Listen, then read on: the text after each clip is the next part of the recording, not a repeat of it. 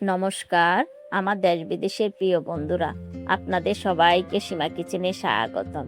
আশা করি আপনারা যে যেখানে যে অবস্থা আছেন ভালো আছেন, সুস্থ আছেন। আজ আর একটা নতুন রেসিপি নিয়ে হাজির হলাম। আজ বানাবো বিস্কিট আটা দিয়ে। এই জন্য এখানে আমি একটা ডিম নিয়েছি, ডিমটা একটু ফেটিয়ে নিচ্ছি। এখানে আমি 1/3 কাপ চিনি দিলাম, আর এখানে আমি 1/2 চামচ বেকিং পাউডার এবং 2 চিমটি লবণ দিলাম। এখন ভালোভাবে মিশিয়ে নিচ্ছি একটু।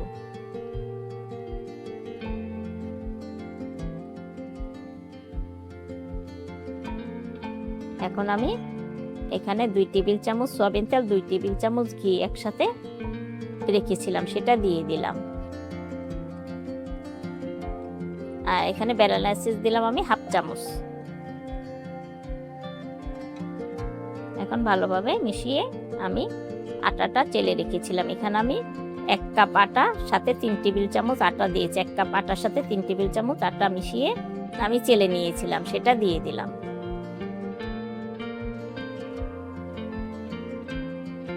এখানে আমি 3 টেবিল চামচ গুঁড়া দুধ দিলাম।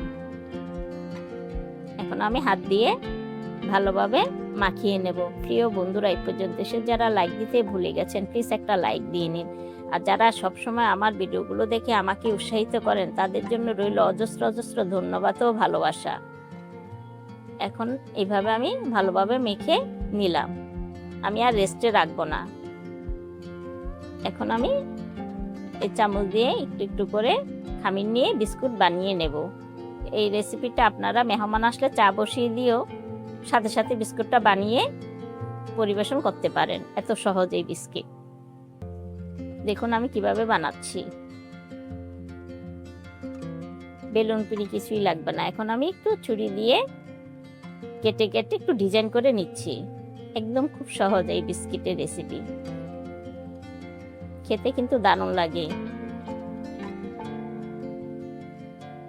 আমি আরেকটা বানিয়ে আপনাদের দেখাচ্ছি।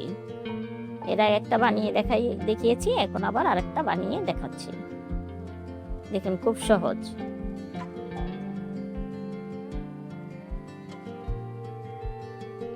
এইভাবে আমি সবগুলো বিস্কিট বানিয়ে নিয়েছি। আপনারা যারা আমার পরিবারে আসেন, আমিও আপনাদের পরিবারে যাই। এখানে আমি তেল গরম দিয়েছি। তেলটা কিন্তু আমি পুরো গরম করিনি, জাস্ট চুলায় দিয়ে সাথে সাথে বিস্কুটগুলো দিয়ে দিচ্ছি। চুলাটা কিন্তু মিডিয়াম টু লোতে রেখেছি, না হলে বিস্কুটগুলো উপরে কালার চলে আসবে, ভিতরে কাঁচা থাকবে। সেই কারণে আমি বিস্কুটগুলো এই অল্প আঁচেই ভেজে নেব। যা বলছিলাম, আমি আপনাদের পরিবারে গিয়ে সবসময় আগে লাইক দেই, পরে সবাই ভিডিওটা দেখি, তারপর অন্যান্য পরিবারও আমি যাওয়ার চেষ্টা করি। আপনারাও প্লিজ আমার ফুল ভিডিওটা দেখবেন লাইক দিয়ে।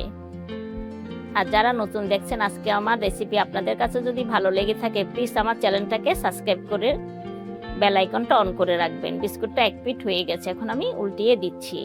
যারা ফেসবুক পেজ থেকে দেখছেন, তারা প্লিজ আমার পেজটাকে ফলো দিয়ে রাখবেন, তাহলে আপনারাও আমার নতুন নতুন রেসিপিগুলো দেখতে পারবেন। আমি এভাবে উল্টিয়ে পাল্টিয়ে প্রায় 7-8 মিনিট ভেজে নিয়েছি বিস্কুটগুলো।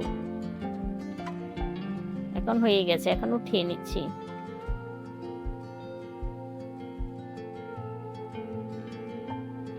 এখন আমি আরেক ব্যাচ দিচ্ছি।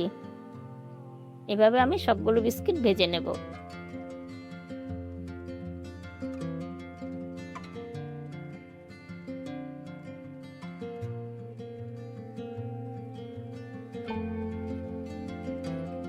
বিস্কিটের 1 পিঠ হয়ে গেছে, এখন আমি উল্টিয়ে দিচ্ছি।